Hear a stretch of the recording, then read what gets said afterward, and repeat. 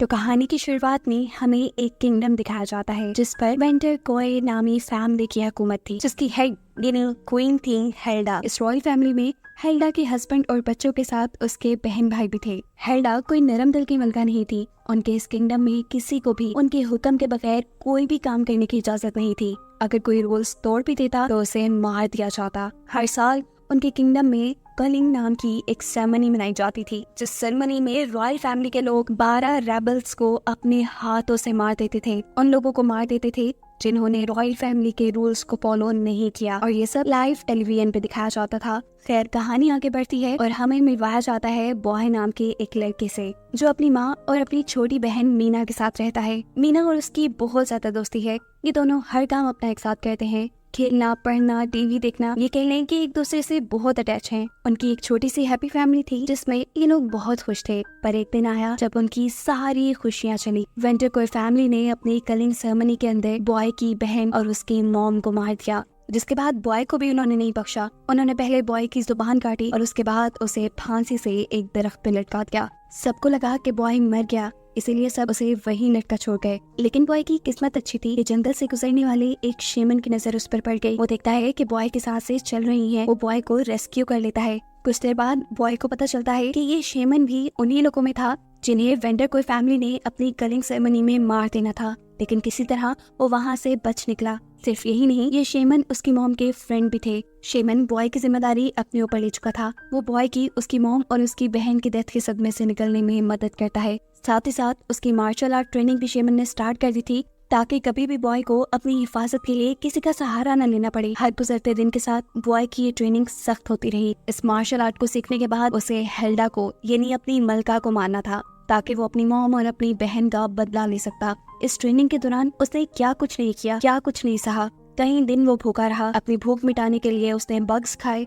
वो बांस पर चला, यहाँ तक कि शेमन ने उसे उसकी ट्रेनिंग के दौरान जिंदा कब्र में भी दफना दिया, जहाँ किसी का भी सांस लेना मुश्किल हो सकता था। लेकिन बॉय ने अपना ये टास्क भी मुकम्मल किया। अब क्योंकि बॉय किसी को सुन नहीं सकता था, कुछ बोल नहीं सकता था, तो दूसरों को समझने के लिए उसने लिप रीडिंग सीखी। यानी जब लोग बोलते थे तो वो उनके होंठों के हिलने से पहचान जाता था कि वो क्या कह रही है। इस सारे टाइम में उसे जो बहुत ज्यादा याद आता था वो थी उसकी बहन। शेमन ने उसे बहुत समझाया कि तुम्हें अपना पास्ट भूलना पड़ेगा, तुम्हें अपनी लाइफ में आगे बढ़ना पड़ेगा। शेमन की बात मानते हुए बॉय ने अपना तकरीबन पास्ट भुला दिया, लेकिन उसकी बहन, वो आज तक उसके जहन से नहीं निकली थी। उसे बार बार हेलुसिनेशंस होते थे, जैसे उसकी बहन उससे बातें कर रही है, और यही चीज उसे उसकी मिशन कंप्लीट करने में भी मोटिवेट करती थी। खैर, वक्त गुजरता है और काफी सालों बाद अब बॉय जवान हो चुका है। बॉय इस टाइम एक मजबूत, ताकतवर लड़का था जिसे कोई नहीं हरा सकता था, और ये सब हुआ था शेमन की ट्रेनिंग की वजह से। वक्त आ गया था कि बॉय अब अपने मिशन को पूरा करता, यानी हेल्डा से अपनी मॉम और अपनी बहन का बदला लेता। लेकिन इससे पहले शेमन उसका खुद इम्तिहान लेता है। इन दोनों में कमाल की फाइट दिखाई जाती है। बॉय बस जीतने ही वाला था कि आखिरी मोमेंट पे उसे अपनी बहन की हेलुसिनेशंस आने लग गए। ऐसे में वो बहक गया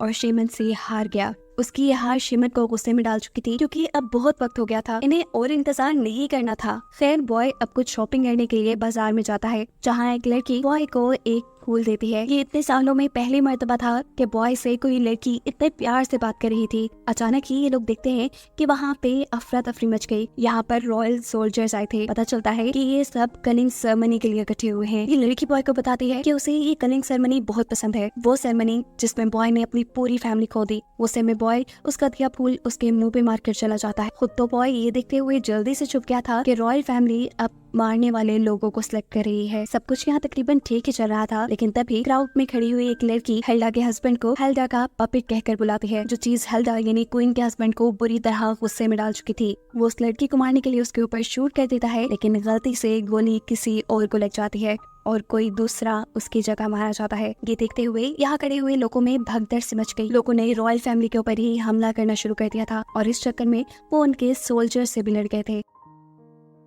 इस टाइम यहाँ पर एंट्री करती है जून 27 नाम की एक लड़की, जिसने रॉयल फैमिली के सोल्जर्स वाले ही कपड़े पहने हुए थे। इस लड़की के हाथ में एक तेजधार चाकू था, जिससे वो यहाँ मौजूद हर उस आदमी को मार देती है जिसने यहाँ अफरा तफरी मचाई हुई थी, जो रॉयल फैमिली या रॉयल गार्ड्स को मारने की कोशिश कर रहा था। ये देखते हुए बाकी सारे लोग डरकर यहाँ से भाग गए, और अब मसला ये हो गया कि रॉयल फैमिली की कलिंग सेरेमनी के लिए इन्होंने अभी तक सिर्फ 6 लोगों को सिलेक्ट किया था। 6 लोग बच गए, लेकिन मजबूरन अब इन्हें महल वापस जाना पड़ा था। ये लोग नहीं जानते थे कि दूर खड़ा बॉय नाम का एक लड़का इन्हें देख रहा था। आज इतने बेकसूर लोगों को मरते देखकर उसके अंदर का जुनून जाग गया। उसने फैसला कर लिया था कि वो हेल्डा को आज ही मारेगा। इसलिए वो रॉयल फैमिली के ट्रक में घुस जाता है ताकि वो रॉयल फैमिली तक ही नहीं हेल्डा तक पहुंच जाए। घर जाने पर हम देखते हैं कि हेल्डा के हस्बैंड और भाई के ऊपर हेल्डा की बहन बहुत ज्यादा गुस्सा हो रही थी, क्योंकि उन्होंने शहर में बहुत कैओस भी मचा दिया था और अपनी सेरेमनी के लिए 12 लोग भी इकट्ठे नहीं किया थे। ये दोनों ही एक दूसरे के ऊपर इल्जाम लगाना शुरू कर देते हैं कि ये मेरी वजह से नहीं, इसकी वजह से हुआ है। लेकिन हेल्डा की बहन यहाँ उन्हें चुप करवाती है और कहती है, सुनो मेरी बात, अभी के अभी जाओ और कहीं से भी 6 लोगों को पकड़ कर लेके आओ। दूसरी तरफ हम देखते हैं कि बॉय अब रॉयल फैमिली के वेयर हाउस के अंदर घुस चुका है। वो सबसे छुपते हुए आके बढ़ रहा था, लेकिन यहाँ पर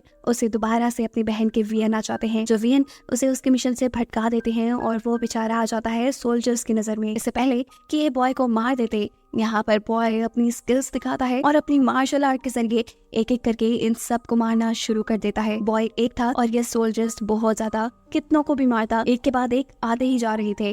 आखिर थक कर बॉय एक टेबल के नीचे छुप जाता है, जहाँ उसे बैशो नाम का एक आदमी मिला। इस आदमी को यहाँ बंदी बनाकर रखा गया था। वो बॉय से कहता है कि अगर तुम मुझे यहाँ से आजाद कर दो तो मैं तुम्हारी मदद करूंगा। बॉय उसके लिप्स के जरिए उसकी बातों को समझते हुए उसकी जंजीर तोड़ देता है, जिसके बाद ये दोनों मिलकर यहाँ खड़े हुए सभी सोल्जर्स को मार डालते हैं। इसके बाद ये लोग यहाँ पर हेल्डा के हस्बैंड को पकड़ लेते हैं। उसे टॉर्चर करके वो हेल्डा का पता चला रहे थे। इतनी मार खाने के बाद वो बता ही देता है कि हेल्डा और पूरी कॉय वंडर फैमिली आज अपने मेंशन में ही रहेगी और वहाँ पर अपनी कलिंग सेरेमनी को सेलिब्रेट करेगी। ये सुनने के बाद बॉय उसे मारने ही वाला था, लेकिन ये आदमी कहता है, रुको मेरी बात सुनो, मैं बाकी कॉय वंडर फैमिली की तरह जालिम नहीं हूँ। सच पूछो तो मुझे भी ये कलिंग सेरेमनी बिल्कुल नहीं पसंद। अगर तुम मेरी जान बख्श दो तो मैं तुम्हारी मदद करूंगा मेंशन के अंदर तक तुम्हें ले जाने में। अब बंदा तो ये काम का था, लेकिन गलती से बॉय के साथी से उसके मुंह के ऊपर एक भारी मशीन गिर जाती है, जिससे उसकी यही मौत हो गई। उसके मरने के बाद ये लोग यहाँ से निकलने का रास्ता ढूंढने लगे, लेकिन अचानक इनके ऊपर कोई गन पॉइंट कर लेता है। इससे पहले कि वो बॉय को मार देता, बॉय का साथी बैशो इस आदमी को रोक देता है। पता चला है कि ये लड़का बैशो का दोस्त है,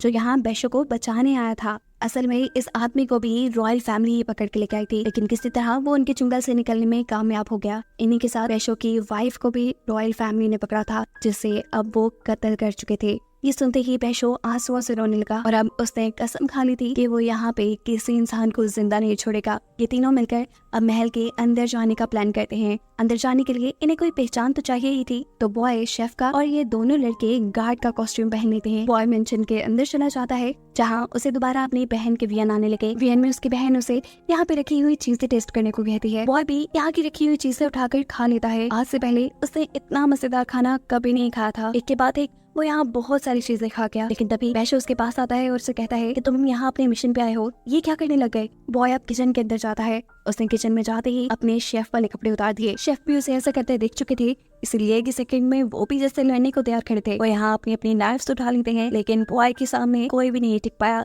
एक सेकंड में वो ग्रीटर की हेल्प से यहाँ तीनों को मारते हुए आगे बढ़ जाता है। किचन से निकलते हुए वो अब महल के हॉल में पहुंच गया था, जहाँ जाते ही वो सबसे पहले छुरी के जरिए यहाँ गार्ड का गला काट देता है, जिसके बाद अब डाइनिंग पे उसे हेल्डा नजर आती है। बिना सोचे समझे उसने एक ही बार में हेल्डा का सर उसके जिस्म से अलग कर दिया। ये सीन देखकर सभी बुरी तरह डर गए। बॉय ने अब वो सर उठाया तो उसे पता चला कि ये हेल्डा का नहीं था, यहाँ पर कोई और लड़की बैठी हुई थी। इतनी देर में यहाँ पर हेल्डा का भाई आता है और उसे बताता है कि हम पहले ही जानते थे हेल्डा को मारने के लिए उसके पीछे कोई पड़ा है, जरूर वो यहाँ तक भी आ जाएगा, इसीलिए हमने ये सारी चाल चली। हमें पता था कि तुम यहाँ तक जरूर आ जाओगे और अब तुम हमारे चुंगल में हो, अब तो हमसे बच के नहीं जा सकते।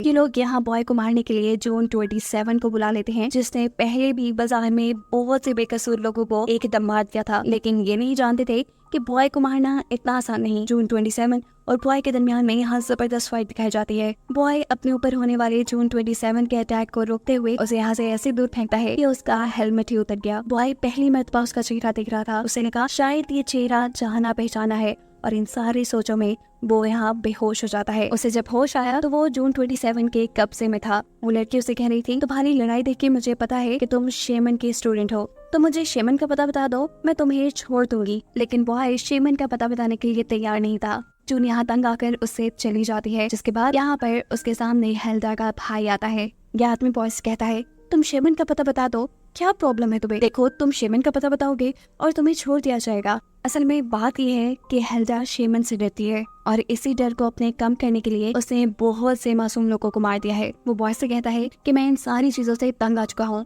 मैं इन सारी चीजों को बंद करना चाहता हूँ, प्लीज इस काम को मेरे लिए आसान बना दो, तो मुझे शेमन का पता बता दो, ये सारी चीजें बंद हो जाएंगी। लेकिन ये सब सुनने के बाद भी बॉय उसे शेमन का पता देने से इनकार किया गया था। तंग आकर अब हेल्डा का भाई उसे एग्जीक्यूशन रूम में ले जाता है, उस रूम में जहाँ पर कलिंग सेरेमनी होती है, जहाँ पर लोगों को मारा जाता है। जिसके बाद यहाँ पर हेल्डा की बहन आकर उसे एक कॉलर पहना देती है और उसे कहती है, तुमने हमारे फैमिली मेंबर को मारा है, अब देखना मैं तुम्हारा वो हाल करूंगी कि तुम दुनिया के लिए मिसाल बनकर रह जाओगे। खैर, अब यहाँ कलिंग सेरेमनी शुरू हो जाती है और हम देखते हैं कि हेल्डा स्पीच देने के लिए खुद स्टेज पे आई है। सब कुछ बिल्कुल ठीक चल रहा था, लेकिन अचानक ही हेल्डा की तबीयत खराब हो गई। उसके जहन में पता नहीं क्या चलने लगा कि अचानक उसने गन सामने मौजूद क्राउड के ऊपर तान दी। इससे पहले कि वो कुछ बुरा कर देती, हेल्डा की बहन यहाँ आकर सब कुछ संभाल लेती है और उसे यहाँ से ले जाती है। अब उनकी सेरेमनी शुरू हो चुकी थी और एक के बाद एक लोगों को मारा जा रहा था। बॉय के भी हाथ पांव बंधे हुए थे, वो भी अब डर रहा था क्योंकि अगली मरने की बारी उसकी थी। इस टाइम पे बॉय अपनी जेब में रखा हुआ एक तेज पत्थर निकालता है जिससे वो अपने हाथ काट चुका था। फ्लैशबैक में दिखाया जाता है कि ये पत्थर उसे हेल्डा के भाई ने दिया था, जिसने बॉय से ये भी कहा था कि वो इन सारी कलिंग सेरेमनी से तंग आ चुका है। मॉनिटर के पास खड़ी हुई हेल्डा की बहन, जो कि ये सारी सेरेमनी लॉन्च करती थी, वो बॉय के हाथों को करता हुआ देख लेती है और तभी अपने हाथ में पकड़े हुए रिमोट का बटन चलाती है। ये रिमोट उस कॉलर का था जो उसने बॉय के गले में पहना था। बटन के दबते ही बॉय को बहुत बुरा इलेक्ट्रिक शॉक लगता है और वो वहीं पे गिर जाता है। उसके अंदर अब इतनी ताकत भी नहीं थी कि वो आगे खोल पाए, उठना तो बहुत दूर की बात। कुछ कॉस्ट्यूम पहने हुए लड़के अब उसे उठाकर एक टेबल पे रख देते हैं। एक आदमी अब बॉय को मारने के लिए अपना कुल्हाड़ा उठाता है, लेकिन सरप्राइजिंगली उसने बॉय को मारने के बजाय यहाँ दूसरे गार्ड को मार दिया। वो अपना मास्क उतारता है और हमें पता चला कि ये और कोई नहीं बल्कि बैशो है, वो आदमी जिसे बॉय ने आजाद करवाया था। और ये तीनों यहाँ हेल्डा को मारने के मिशन से आए थे। यहाँ मौजूद सारे गार्ड्स को मारते हुए वो किसी तरह बॉय को बचाकर यहाँ से दूर ले जाने में कामयाब हो जाता है। ये दोनों बॉय को एक गन देते हैं ताकि वो यहाँ सब कुछ कंट्रोल कर पाए, लेकिन उसी टाइम स्टेज पे हेल्डा की बहन आ जाती है। क्योंकि उसे हर हाल में बॉय को मारना था, वो बॉय के ऊपर शूट करती है, लेकिन गोली बॉय के बजाय उसके दूसरे साथी को लग चुकी थी। ये आदमी बॉय के हाथों में ही मर चुका था। उसका दर्द बॉय को अंदर तक महसूस हो रहा था। दूसरी तरफ वो लड़की अब दोबारा गन चलाती है बॉय को मारने के लिए, लेकिन इस टाइम बॉय को बचाने के लिए बेशोस के सामने आ जाता है और वो भी मारा जाता है। इससे पहले कि ये औरत बॉय को भी मार देती, बॉय भागते हुए यहाँ से दूर चला जाता है। सीन कट होकर हम देखते हैं कि बॉय ने उस लड़की को ही पकड़ लिया था और अब वो उसे कैमरा के सामने लेके आ रहा था। बॉय सभी लोगों के सामने वेंडर को फैमिली के मेंबर को मारना चाहता था। वो इस लड़की को मारना चाहता था, लेकिन ये लड़की हंसते हुए कहती है, तुम्हें क्या लगा कि तुम ऐसा करोगे तो क्या हमारा प्लान फेल होने लगेगा? ये तो सिर्फ हमारी टीवी रेटिंग्स बढ़ा देगा। उसे में बॉय उसके सर पे यहाँ पे पड़ा हुआ कैमरा मार देता है और वो लड़की यही मारी जाती है। बॉय अब हेल्डा को मारने के लिए बैक स्टेज यानी महल के अंदर जाने लगा और वहाँ उसे गिरा हुआ मिला हेल्डा का भाई। वो बताता है कि उसकी अपनी ही बहन, जिसे अभी बॉय ने मार दिया है, उसने मेरा ये हाल किया क्योंकि मैंने इन्हें धोखा दिया था तुम्हारी मदद करके। इसके बाद ये आदमी इन्हीं हेल्डा का भाई उसे बेसमेंट की चाबियां दे देता है जहां हेल्डा छुप कर बैठी थी। ये चाबियां लेते ही वो इस आदमी को मारना चाहता था, लेकिन यहाँ दोबारा बॉय को उसकी बहन के बयान आने लग जाते हैं। उसकी बहन उसे समझा रही थी, इसे नहीं मारो, इसने तो तुम्हारी उस वक्त मदद की जब तुम्हारे साथ कोई भी नहीं था, लेकिन बहुत से बुरे काम तो इसने भी किए हुए थे। इस मर्तबा बॉय को डिस्ट्रैक्टेड नहीं होना था। वो अपने जहन में सोच लेता है कि उसकी बहन मारी गई और जैसे ही वो ये सोचता है उसके सारे हेलुसिनेशंस गायब हो जाते हैं, जिसके बाद वो बहुत ही बुरे तरीके से तलवार से इस आदमी का भी कत्ल कर देता है। जिसके बाद अब बॉय लिफ्ट के जरिए बेसमेंट में जाने लगा था। लिफ्ट की एलईडी में उसे हेल्डा का एक वीडियो मैसेज मिलता है जिसमें वो कह रही थी कि अगर तुमने यहाँ आने की कोशिश की तो बिना किसी वजह के मारे जाओगे। बॉय उसे समझाना चाहता था कि वो अपनी बहन का बदला लेने के लिए आया है। ये समझाने के लिए वो अपनी बहन की ड्राइंग निकालकर कैमरा के सामने करता है, जो देखते हुए यहाँ हेल्डा की फीड कट हो जाती है। एकदम से अब लिफ्ट का डोर खुलता है जहाँ अब बॉय के सामने बहुत से गार्ड्स थे, जिन सब का सामना अकेले बॉय को ही करना था। लेकिन हैरानी की बात ये कि इन सब गार्ड्स ने उसे मारा नहीं। अब जून 27 बॉय के पास आती है और उसे बताती है कि हेल्डा उसका इंतजार कर रही है। जहाँ जाते ही बेसब्री से हेल्डा उसके गले लग गई। हेल्डा उसे प्यार करने लगी थी। बॉय को कुछ समझ नहीं आ रहा था कि यहाँ क्या हो रहा है। अचानक उसकी नजर यहाँ पे रखी फैमिली फोटो में जाती है। वो ये देखकर शौक था कि वो खुद उस फैमिली फोटो में था। उसका सर बुरी तरह चकराने लगा था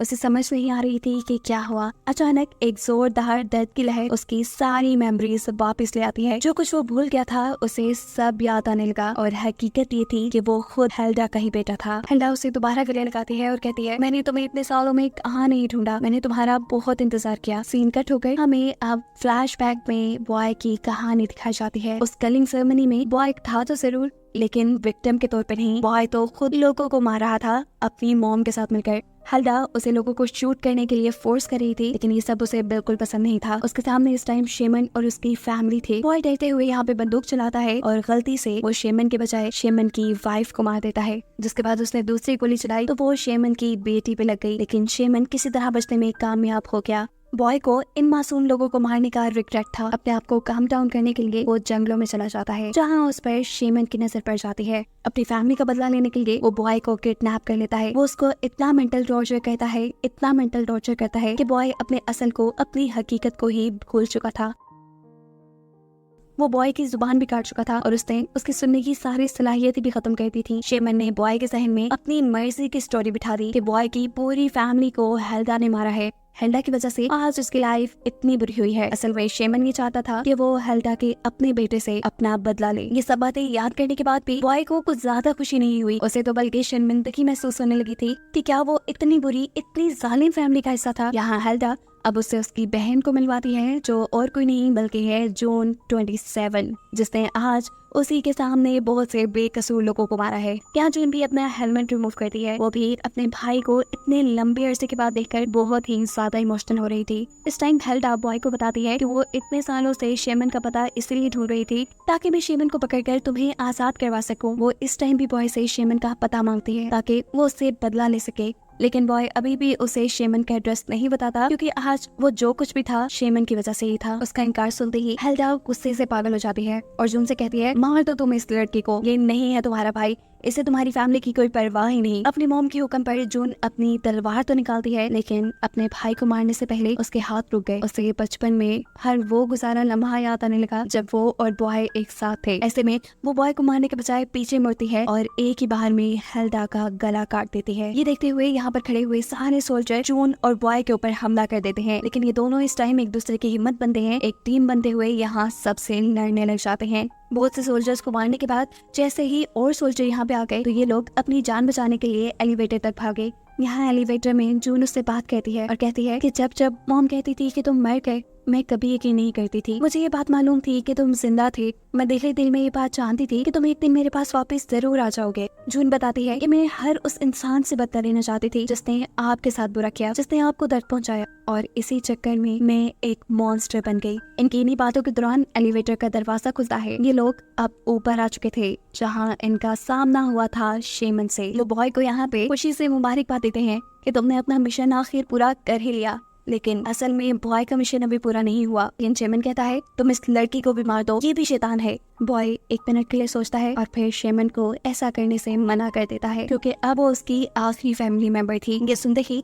शेमन गुस्से से पागल हो जाता है और इन दोनों के ऊपर हमला कर देता है। उसका एक ताकतवर हमला जून को काफी दूर फेंक चुका था। जून का हेलमेट भी टूट चुका था और वो बहुत बुरी तरह जख्मी हुई थी। ये देखते हुए बॉय गुस्से में आ जाता है और अब अपने ही मास्टर पे, अपने ही शेमन के ऊपर हमला करता है। ये दोनों लड़ रहे थे, लेकिन अपने ही मास्टर से लड़ना आसान नहीं था, क्योंकि शेमन को उसकी सारी कमजोरियां, उसके सारे मूव्स पता थे। लेकिन यहाँ बॉय हार नहीं मानता और उससे लड़ता रहता है, जिसके बाद आखिर वो शेमन को गिराने में कामयाबी हो गया था। शेमन को गिराते ही वो उसके गले का नेकलेस उतार देता है, जिसमें एक बहुत ही तेज धार पत्थर था। इसी पत्थर से वो उसके गले में स्टैब करते हुए उसकी भी जान ले लेता है। उनको मारने के बाद वो फौरन अपनी बहन के पास गया जो बुरी तरह जख्मी थी। उसकी बहन उसे कहती है, बॉय तुम यहाँ से जाओ, तुम अपनी जान बचाओ, यहाँ लोग तुम्हें मार देंगे, तुम अपनी लाइफ जीने के लिए आजाद हो। लेकिन बॉय उसे यहाँ अकेला छोड़ जाने से मना कर देता है।